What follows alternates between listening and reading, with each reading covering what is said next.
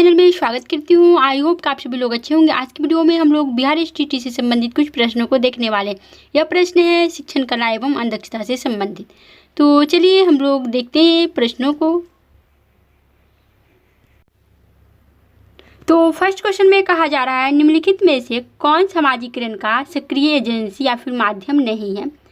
Which one of the following is not an active agency of socialisation?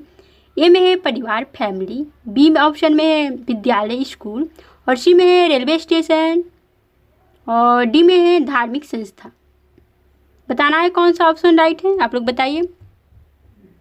Question में जो है पूछा जा रहा है, निम्नलिखित में से कौन समाजीकरण का सक्रिय एजेंसी या फिर माध्यम नहीं है? इसमें नॉट पूछा जा रहा है, नॉट एन एक्टिव एजेंसी। तो आप लोग बताइए कौन सा ऑप्शन राइट होगा। तो ऑप्शन नंबर सी राइट है, रेलवे स्टेशन। रेलवे स्टेशन जो है समाजीकरण का सक्रिय एजेंसी या फिर माध्यम नहीं है।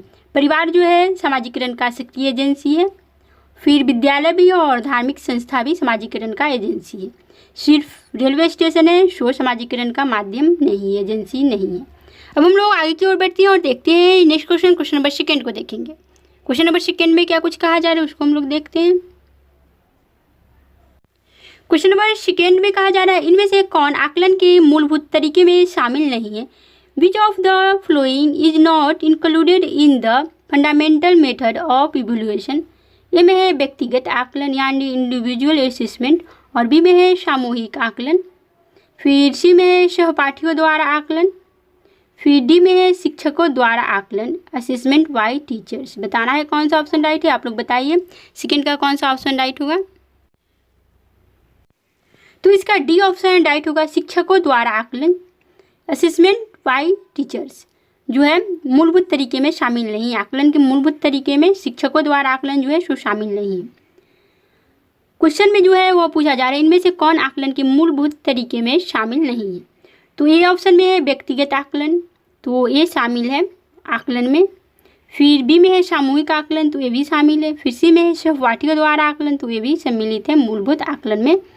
सिर्फ डी ऑप्शन सही होगा क्योंकि इसमें नॉट पूछा जा रहा है, तो इसलिए डी ऑप्शन राइट होगा। शिक्षकों द्वारा आकलन जो है आकलन के मूलभूत तरीकों में शामिल नहीं है, तो डी ऑप्शन राइट होगा। अब हम लोग आगे की ओर बढ़ते हैं और देखते हैं next question, question number third को देखेंगे। क्वेश्चन नंबर थर्ड में कहा जा रहा है, बच्चों का आकलन क्यों किया जाना चाहिए? से संदर्भित इनमें से गलत विकल्प कौन है? तो बच्चों का आकलन क्यों किया जाना चाहिए? से संदर्भित इनमें से गलत विकल्प कौन है? तो फर्स्ट ऑप्शन में है बच्चों की व्यक्तिगत और विशेष ज़रूरतों को पहचानना, फिर बी में है कक्षा में चल रही सीखने सिखाने की प्रक्रिया को बेहतर बनाना, फिर सी में है बच्चों को प्रोत्साहन राशि प्रदान करने हेतु उपयुक्त बच्चे की पहचान करना, और फिर डी ऑप्शन में बोला जा रहा है, डी ऑप्शन में है बच्चों में आकलन के प्रति व्याप्त भय को दूर कराना और स्व आकलन के लिए प्रोत्साहित करना। कौन सा ऑप्शन राइट होगा?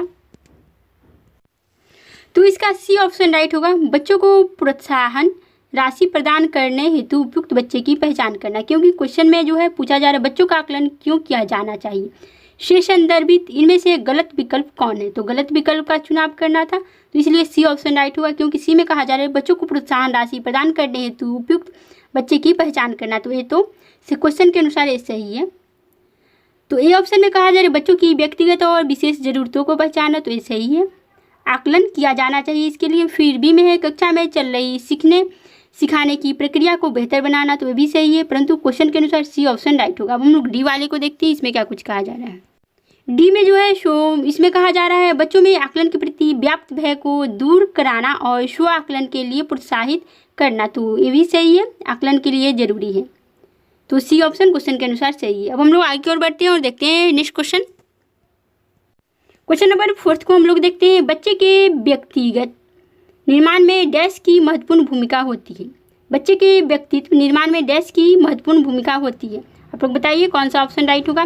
ए में है मातृभाषा मदर टंग, फिर बी में है विदेशी भाषा फॉरेन लैंग्वेज, फिर सी में है अकादमिक भाषा एकेडमिक लैंग्वेज, फिर डी में है मानक भाषा स्टैंडर्ड लैंग्वेज। बताना है कौन सा ऑप्शन राइट होगा। Dash has an important role in the personality building of a child. बताना है कौन सा ऑप्शन राइट होगा, आप लोग बताइए।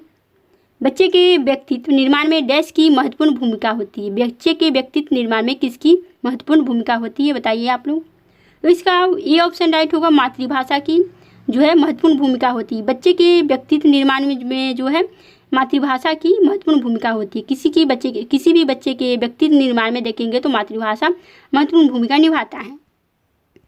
अब हम लोग आगे की तरफ बढ़ते हैं और देखते हैं नेक्स्ट क्वेश्चन नंबर 5 को देखेंगे। क्वेश्चन नंबर 5 में कहा जा रहा है वाइगोत्स्की के सिद्धांत में विकास की किस पहलू की उपेक्षा की जाती है। तो ये ऑप्शन है सामाजिक यानी सोशल, फिर बी में है जैविक बायोलॉजिकल, फिर सी में है भाषाई, फिर डी में है सांस्कृतिक। बताना है कौन सा ऑप्शन राइट होगा।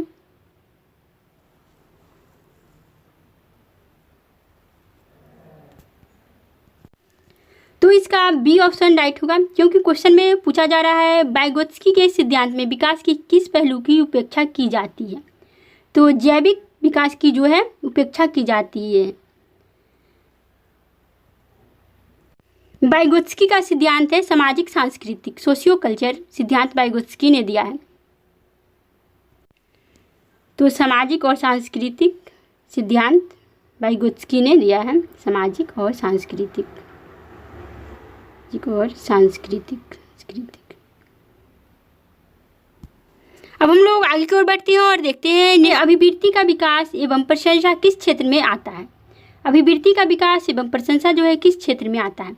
ए में है संज्ञानात्मक विकास, कॉग्निटिव डेवलपमेंट, बी में है भावात्मक विकास, अफेक्टिव डेवलपमेंट, फिर सी में है क्रियात्मक विकास, साइकोमोटर डेवलपमेंट, और डी में है इनमें से सभी। बताना है कौन सा ऑप्शन राइट होगा।